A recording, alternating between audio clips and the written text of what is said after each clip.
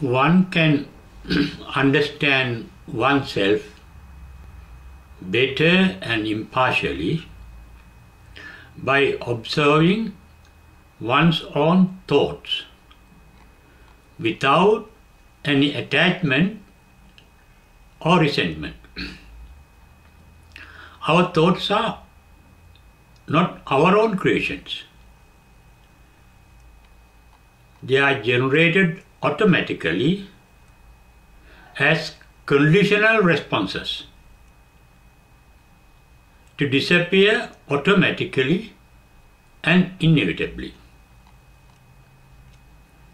Therefore, one can observe one's own thoughts detached from them. Then one can realize that they are naturally subject to birth, decay and death as any other worldly phenomenon. The realization of this universal truth is an outcome of our instinctive wisdom that gets automatically opened up when we are not dominated by our knowledge that produces our thinking process. The two main functions of our mind is sensation or awareness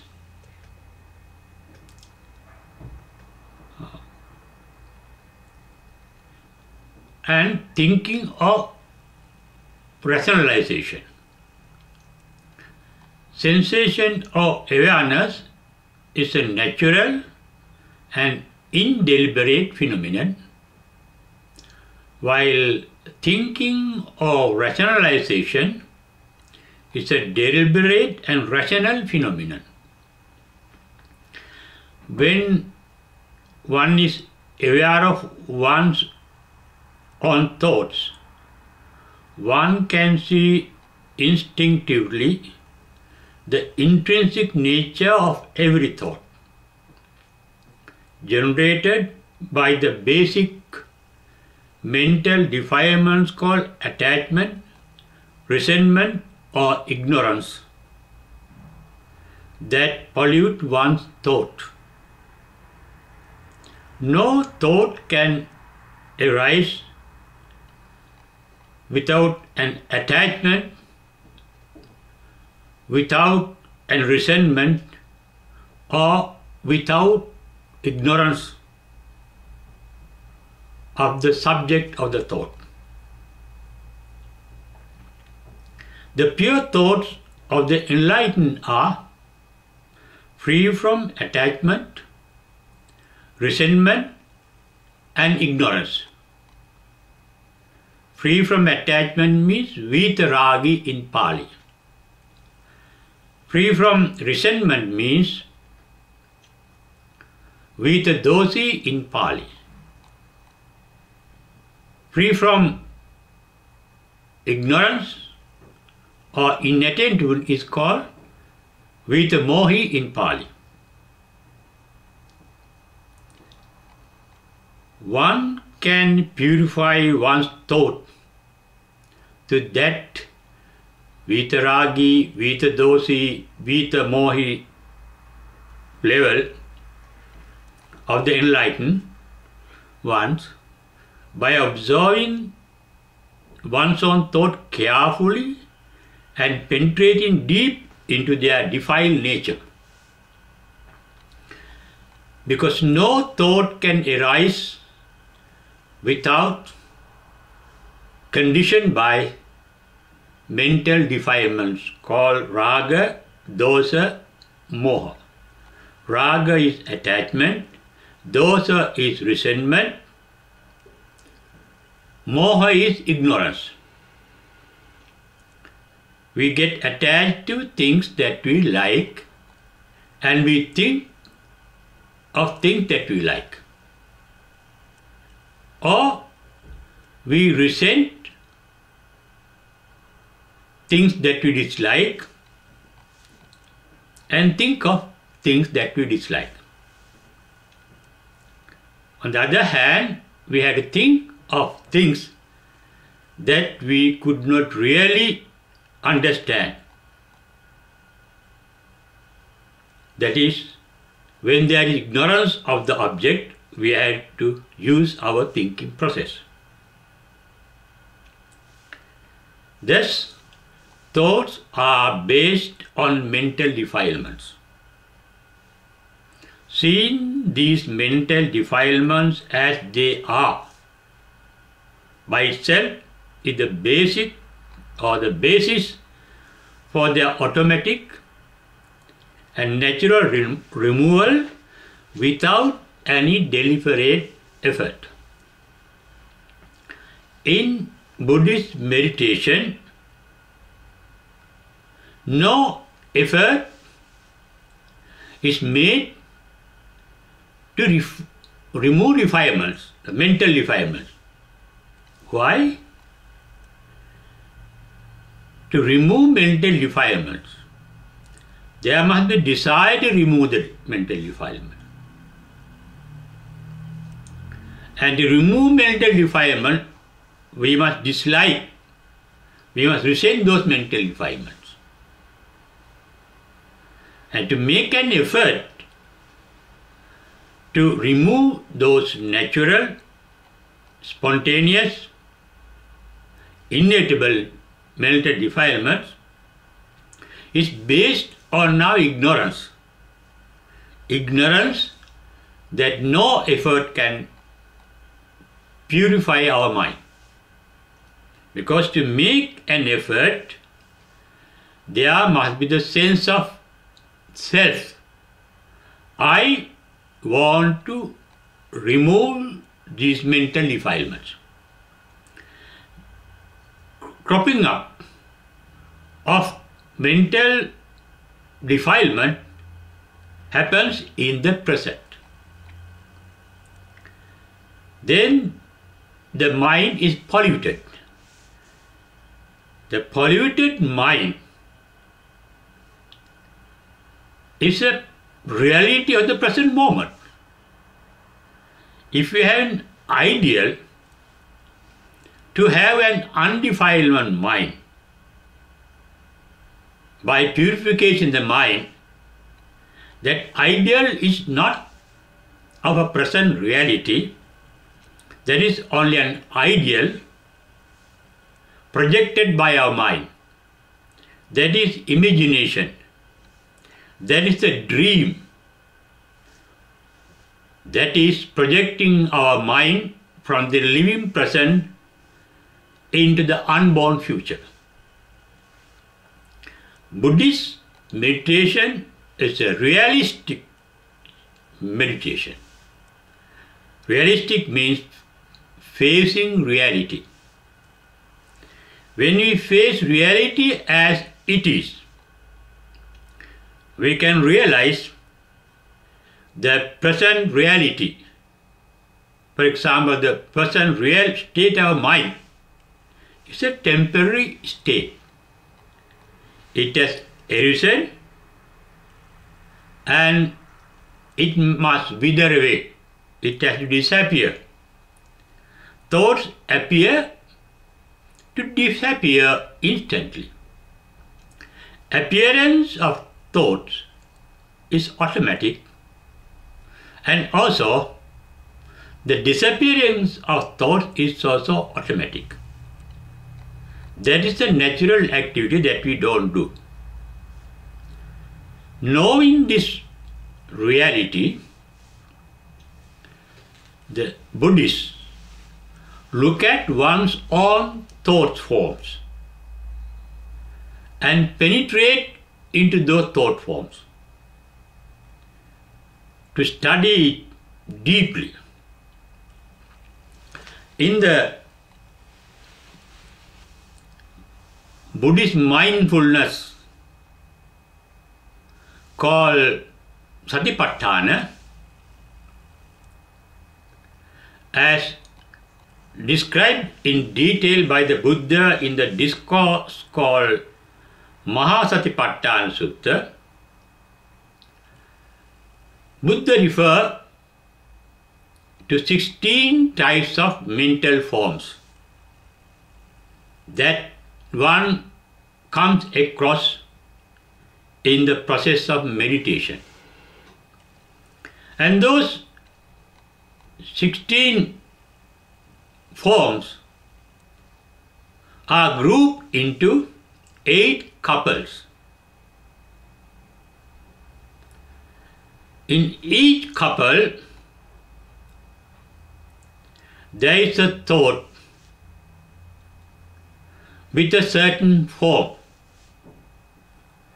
and there is another thought opposite to it without that form or nature.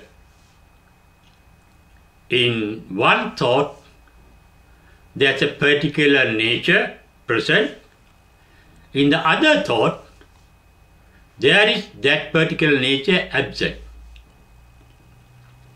For example, there is a thought in which present the nature of the thought called attachment. Attachment is the nature of a particular thought. No attachment can last forever. They are born to decay and die naturally.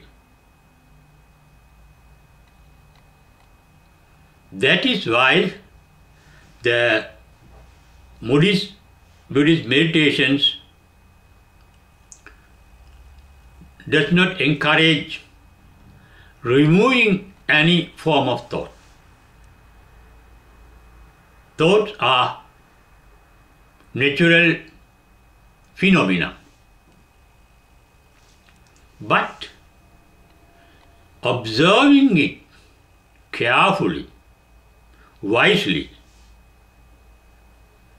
one can realize through intuitive wisdom whether it is beneficial to oneself or maleficent to oneself,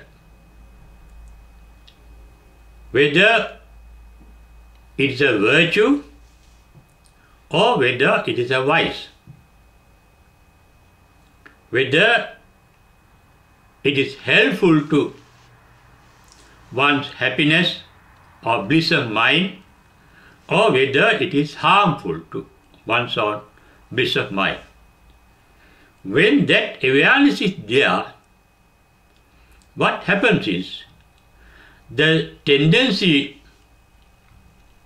for the cropping up of such thoughts get diminished gradually, little by little.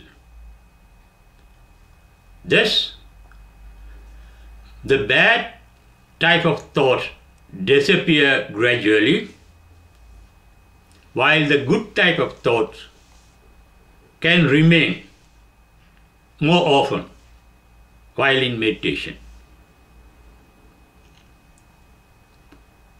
In Mahasatipatthana Sutta, observing one's own thoughts is the third type of awareness out of the 4 types of awareness referred to in that discourse called Mahasatipatthana Sutta. The first type is called Kayanupassana, observing one's own physical activities, not by the physical eye, but by the mental eye. That is, to be aware of the physical activity mentally. For example, in the meditation called Anapanasati Bhavana, one is aware of one's own in and out breathing. Breathing is a physical activity, bodily activity, and when it happens, one is mentally aware of that happening.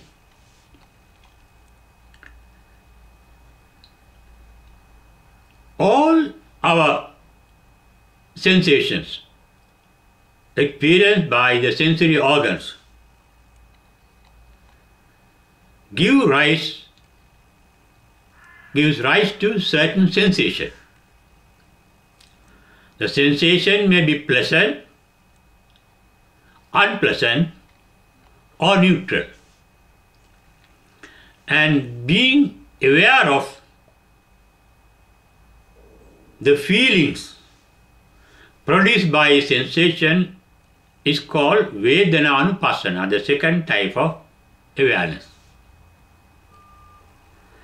Then comes the third type of awareness, being aware of one's own thoughts. When there is a pleasant sensation or unpleasant sensation or neutral sensation, then there is a thought formation. Why there is thought formation? When there is something pleasant, the mind wants to continue it. And mind wants to find out ways and means of continuing that pleasant sensation. When there is an unpleasant sensation, mind wants to get rid of that sensation, and mind think of ways and means of getting rid of it. When there is neutral sensation, where there is no pleasantness, no unpleasantness, the mind starts thinking about it. Because mind is interested in only in pleasant sensations. And mind is interested in getting rid of unpleasant sensation. When there is no pleasantness or unpleasantness, when it is neutral, the attention on that sensation gets diminished. And naturally the mind becomes inattentive, ignorant of that sensation. Because our mind as unenlightened ones are used to pleasantness and unpleasantness of sensation. The mind gets attached to the pleasant sensation and the mind resents the unpleasant sensation. The mind with attachment, as I mentioned earlier, is called Saraga Chitta. The mind with resentment is called Sadosa Chitta. They are natural thoughts. It is only an enlightened one that can be aware of things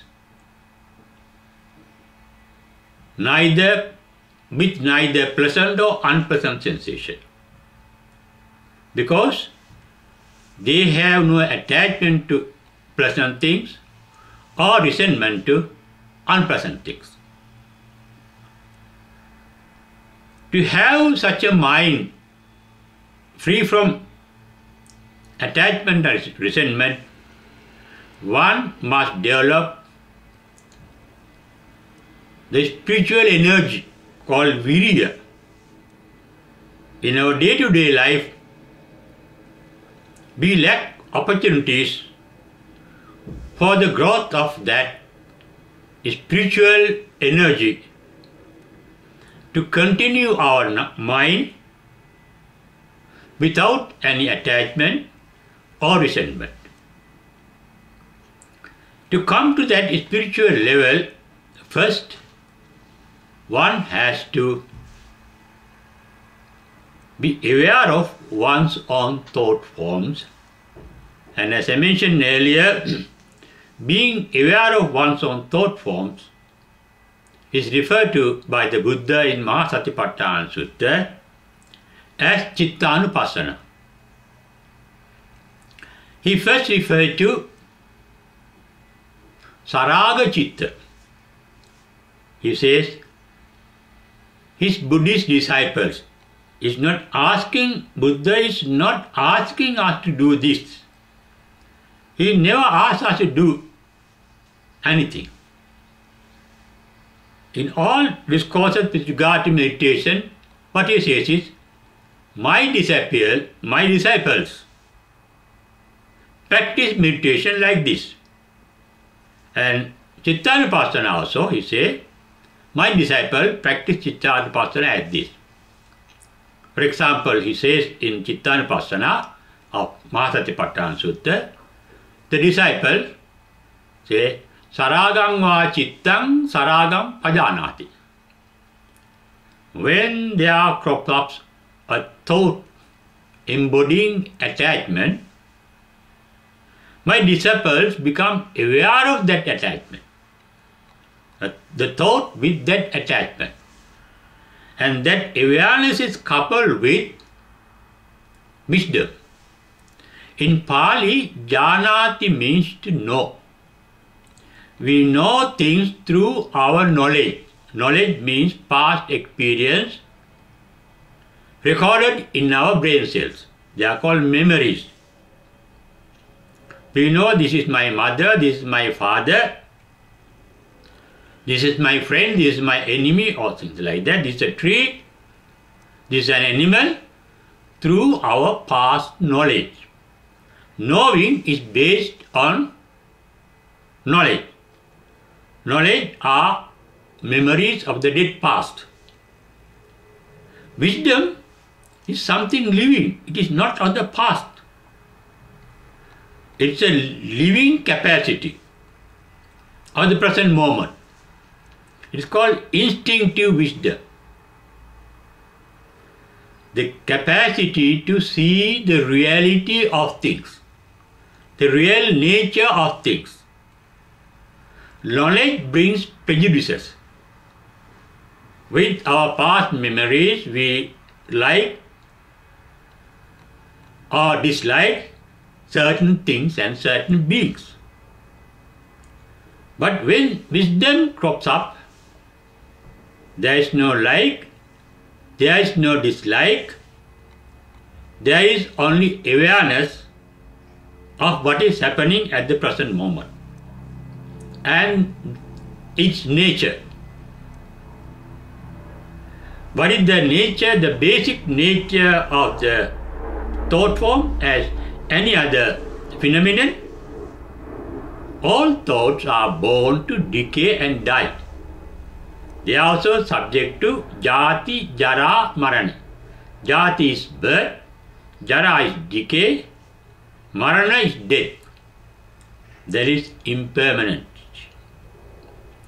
When one knows instinctively, with instinctive wisdom, this thought is born to decay and die. There is nothing I can do for it to die, because naturally it dies. It is born naturally and it dies naturally. Therefore, the mind is not perturbed when there is a bad thought.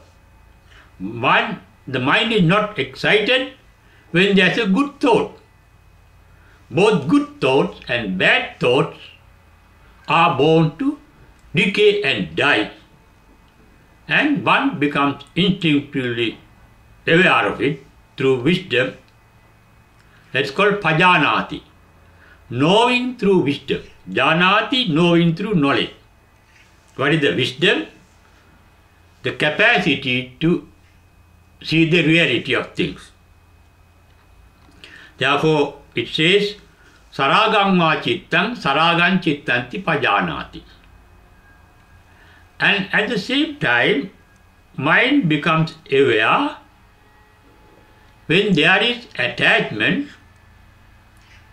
There is, although mind gets attached to a present things, the bliss of mind get diminished because attachment brings in anxiety, the doubt.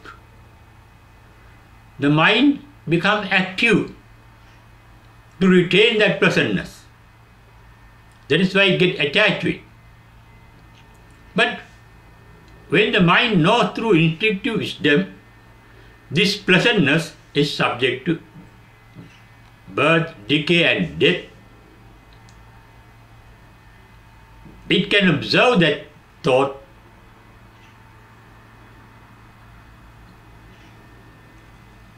freely without getting identified with it, without any attachment or resentment, or even without ignorance. Just be aware of it. When such awareness is there, naturally the attachment disappears.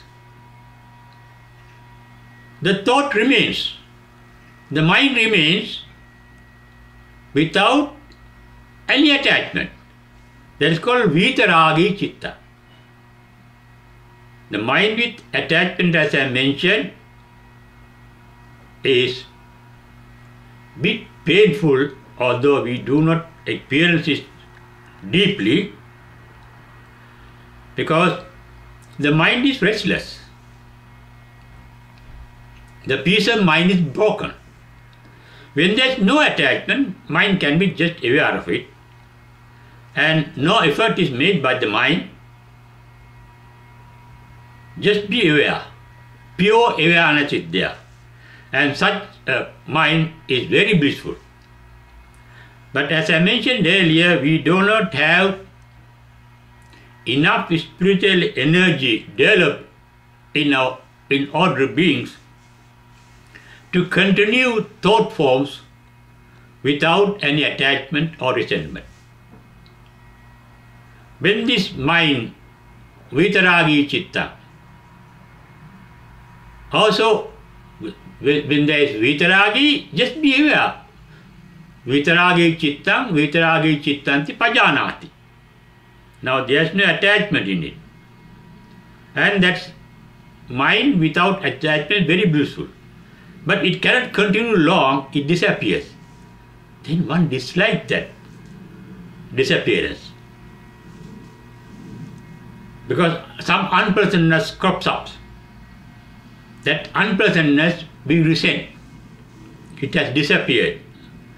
What we have liked, what was pleasant to us, has now disappeared, and we resent that, and call a mind crops up with resentment called sadosam va chittam, sadosam chittanti pajanati. In meditation one becomes aware of that too. And that dislike or resentment also can't last long. It disappears. Because thoughts are born to decay and die. When it disappears, then one knows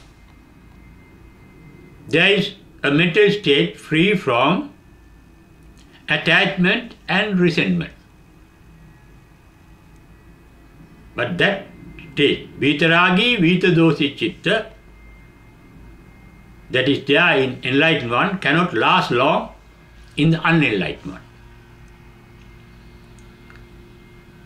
Then one sees, oh, now I can't see that pleasantness.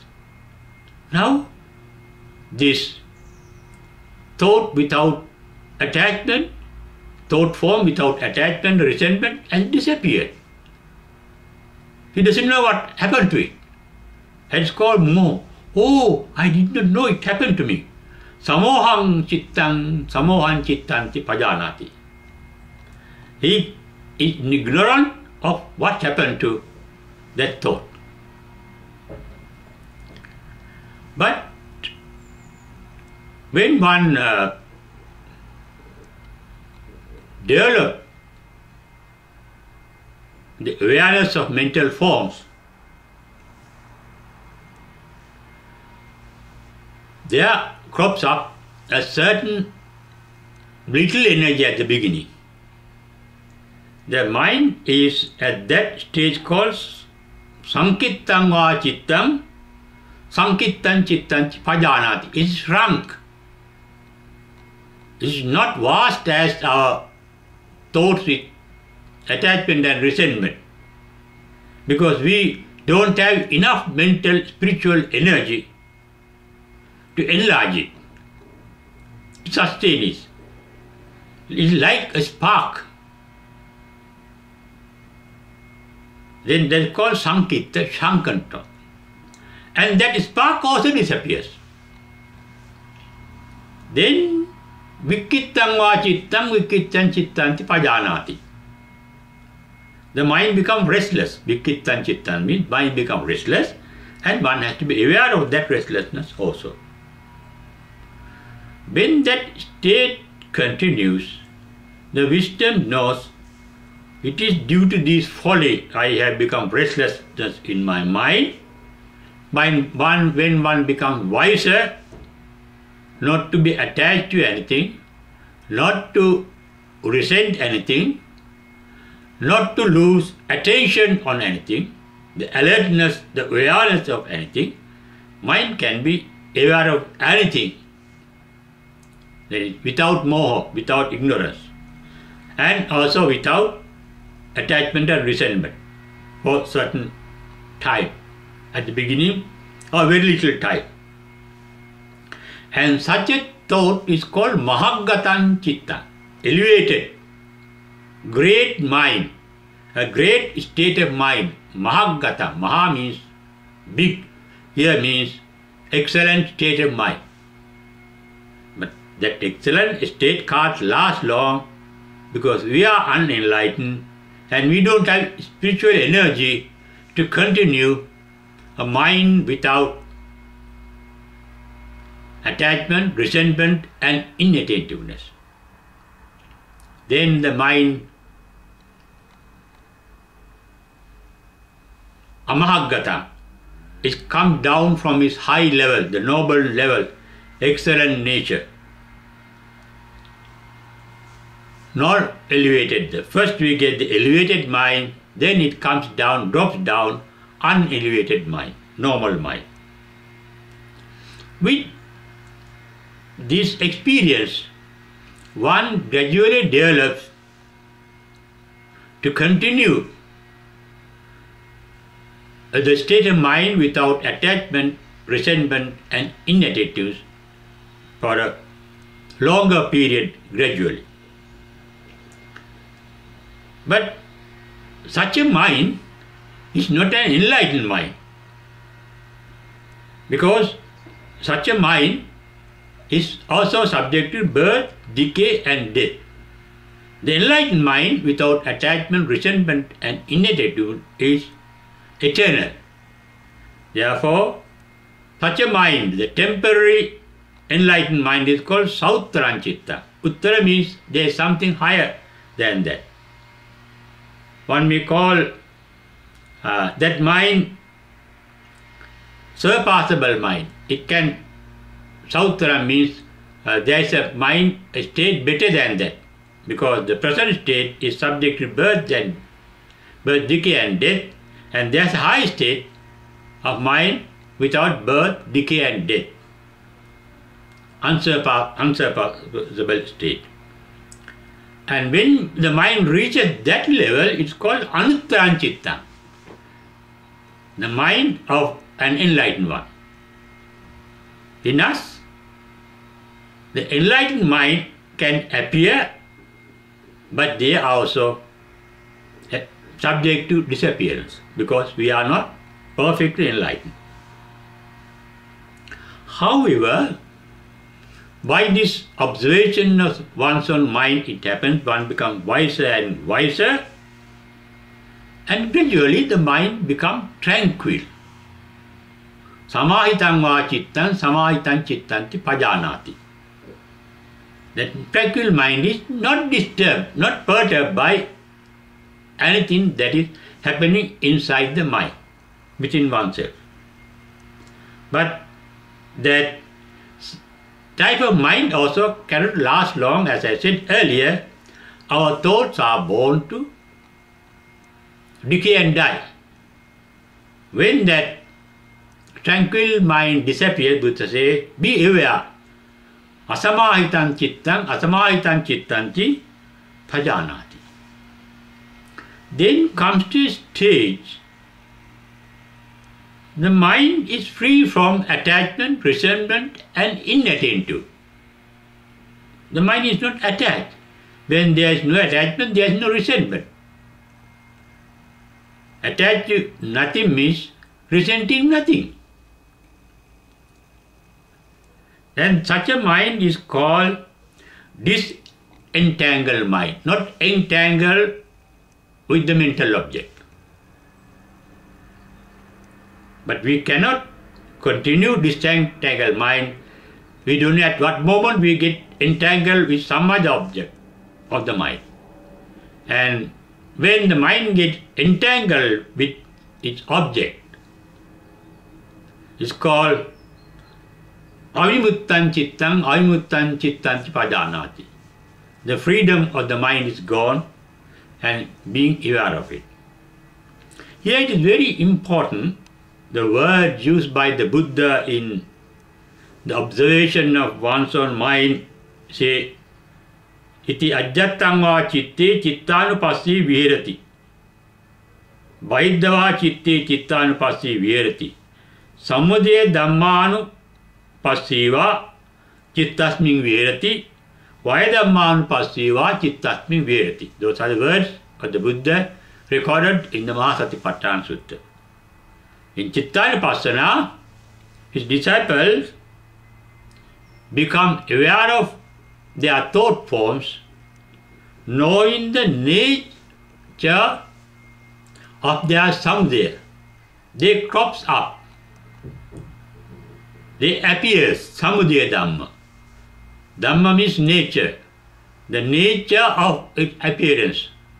They appear naturally, thought forms. Vaya dhammanupassīva. Vaya means decay, to disappear.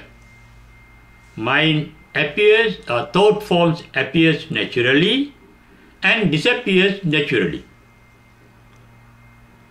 Chittanupassana is observing the appearance and disappearance of thought forms naturally and realizing the nature of the entire physical universe. Everything and every being in this universe is born to decay and die. And such a mind is not attached to anything because instinctively, with wisdom, such a mind is aware there is no point in being attached to anything that is temporary, and there is no resenting anything that is temporary. And yathabhuta jnana darsana, that means that such a mind can take things as they are. Therefore, practicing Chittanupassana can help us to understand our own mind, and we will be able to go deeper into our own mind. That is called penetration. Vipassana, the word Pali word Vipassana means Abhipassana, excellent seeing, seen by the mind. That is means penetrating. It is transparent mind. The mind becomes transparent. When the mind is tranquil, it becomes transparent. When the water is disturbed, it is not transparent. When the water is settled, it becomes transparent. When the mind is settled, not disturbed, by any sensation, it becomes transparent to see the bottom of such thoughts, the basis of such thoughts, the cause of such thoughts, and the intrinsic nature of such thoughts. And next time, therefore, we will deal with the nature of our thoughts, the nature of our mind. See into the nature, not looking at, seeing through the nature of mind is called Dhammanupassana. The nature of the mind. Dhamma means nature. Anupassana means when the Dhamma, the nature crops up, mind becomes aware of it. The mind has two types of nature formations. One may be good, one may be bad. One may be pleasant, one may be unpleasant. One may be a subject of pain, another may be a subject of pleasure. And beyond both pain and pleasure lies the bliss called the supreme bliss, called Nirvana in Sanskrit, and Nibbana in Pali, and Nirvana in Sinhala. Next time, we try to study what the Buddha has said about the nature of our own mind in Dhammanupassana as recorded in the Maha Satipatthana Sutta.